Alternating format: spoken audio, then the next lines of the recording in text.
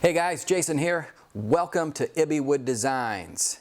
We're thinking about fall right now, or rather my wife is thinking about fall and the decor that we're going to have at the house. So we're going to make a wood lantern, and here's my prototype. It's simply a wooden box, and I've got it made out of a couple species of wood that I just had laying around the shop. But you can see this one's for the Halloween season. I've got a pumpkin in the front face, but we can design anything that we would like in there. And thinking of fall, this could be leaves, could be acorns, it could be more spooky if you like, maybe a bat, maybe a witch. Honestly, you can do what you want. So if you want one of these for your home, it's a simple build. Or if you're looking to sell some of these right now, these seem to be a hot thing, and I see all kinds of places selling them. So I thought I'd make some. So let's get into the shop and let's get building.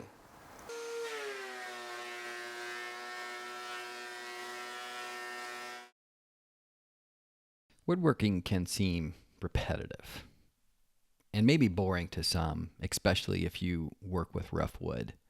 I actually find it rather rewarding because it's a way to clear my mind. It reminds me of time spent in the shop with my dad when I was growing up. He didn't have dust collection. I don't either right now, but I remember working with him, planing boards, and there would be this mountain of shavings in his shop. It was a mess.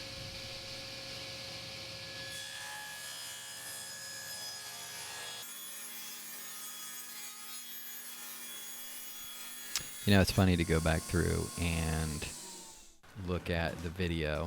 Sometimes I'm just figuring out, do I really want to speak on the video or just do a voiceover? But when I'm looking at this and I started to make this cut, I realize that I made a mistake. And look at me, I'm just really intent on getting this cut just absolutely perfect and taking my time.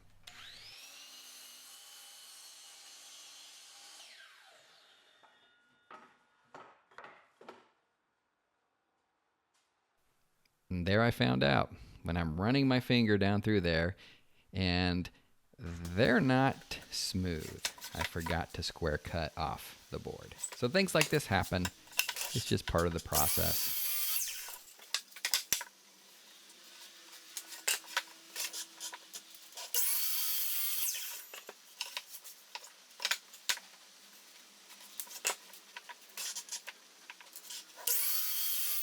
I ended up doing the same thing here. I measured, but somehow I missed cutting the actual center point. So I ended up just cutting down the other side.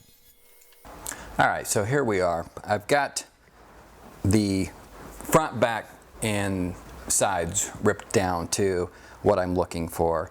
And in this case, I went a little bigger than my prototype because if you think about how you want to display these things, most of the time they're in sets of 3 or 5, a lot of times odd numbers. Just seems to look really good.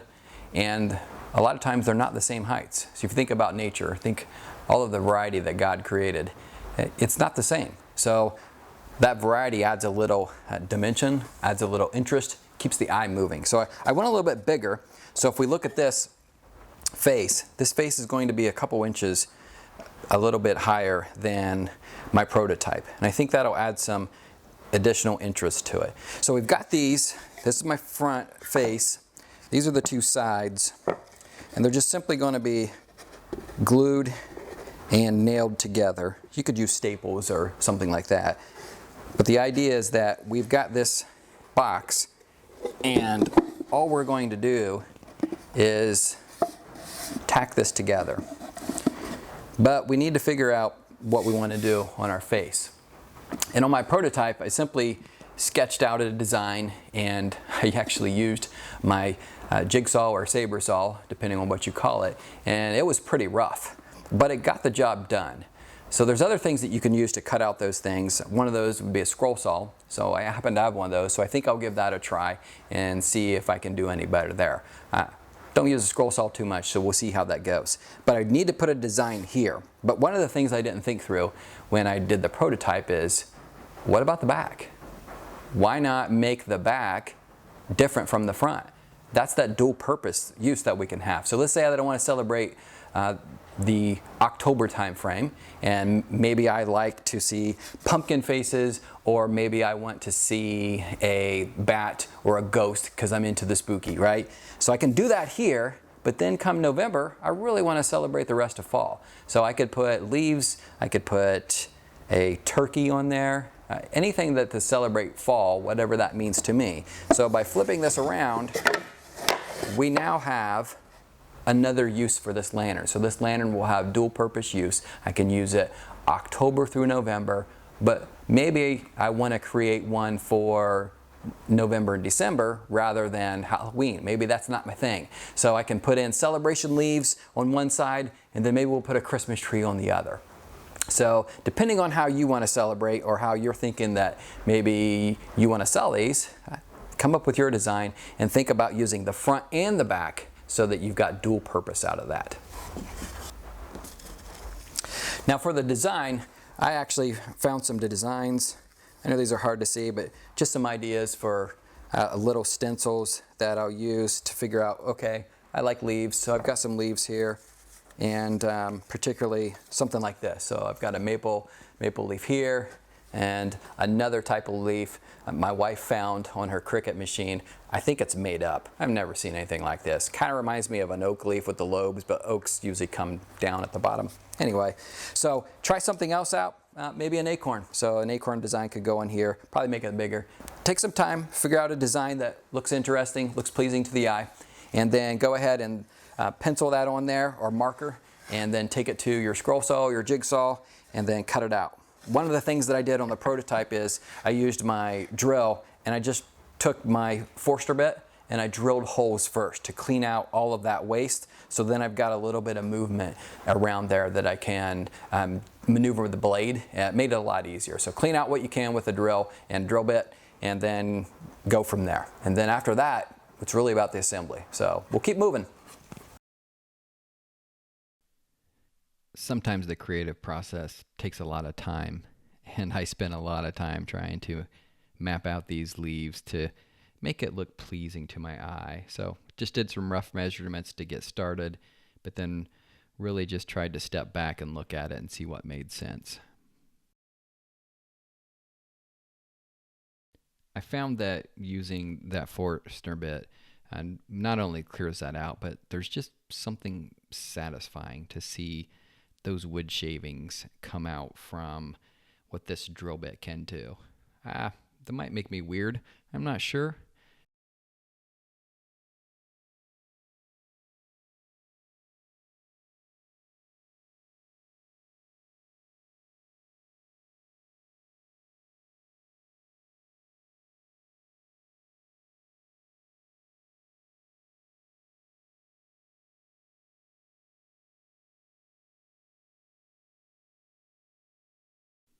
I think this might have been the second time I used this scroll saw. I can't remember. I think I used one growing up. But this is something I guess you just have to kind of figure out as you go. I had a little trouble with some blades, but I guess that's part of it when you're using a scroll saw.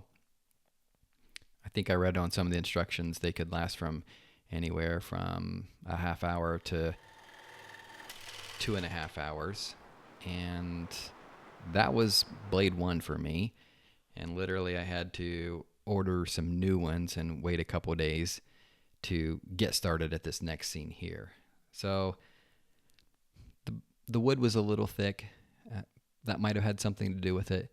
So I was just messing with the tension on the arm and just trying to figure that out. Overall, it went okay, but I would have to say maybe not my favorite tool to use, but it did get the job done and was much cleaner than the jigsaw was able to clean that out.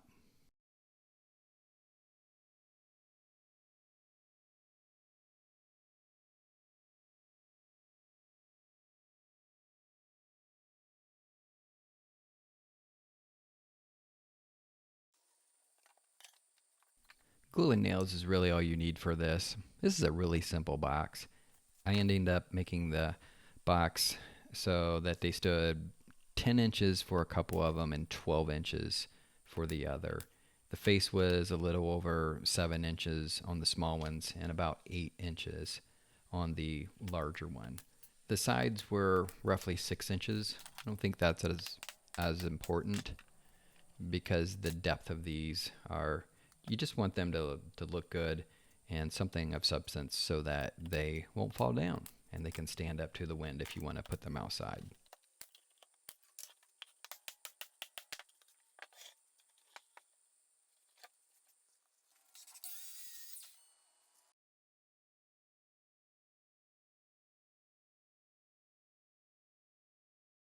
For some reason, this was a struggle. First of all, I selected the wrong part for the top of this particular lantern and needed to be on the bottom, thus the extra little pieces of wood. And then I somehow managed to mess up again and didn't get the right length. And I had to take a saw and cut some lines into that to saw it, and then finished it off with my chisel just to get it so that the lid would set back on the top of the lantern.